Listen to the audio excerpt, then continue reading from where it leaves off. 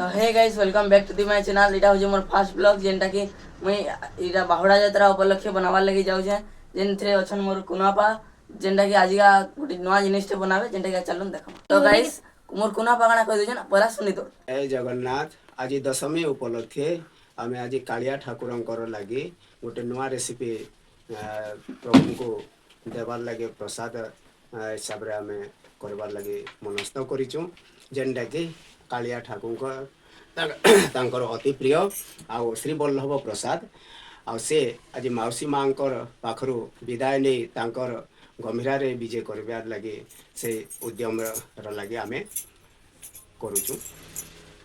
तो guys चलुन start. Vallabh प्रसाद प्रभुंकर लगे करवार लगे आम चीनी आधा किलो आउ 300 ग्राम अटा 200 ग्राम काजू 100 ग्राम छोट इलाची और लवंग आउ देसी घी अमूल 200 ग्राम एमती कर आम नहींचु आउे आम प्रभुंकर श्री वल्लभ प्रसाद दे कालिया को आप्यायित करूँ।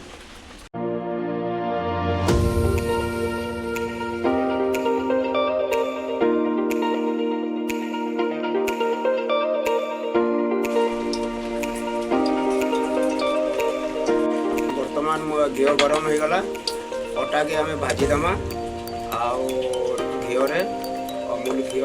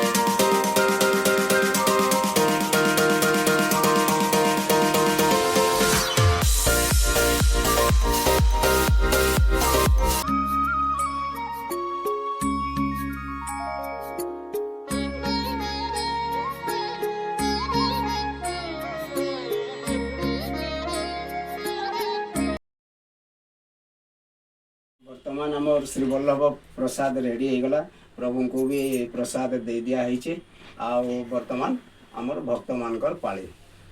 हाँ जदि आपन को ये वीडियोटा आमर भल लगला आपन सब्सक्राइब करिए लाइक करूँ और आगे आउ भल आध्यात्मिक जिनिस गुड़ाक आपन देखबार लगी ये चैनल रे पाई पारबे।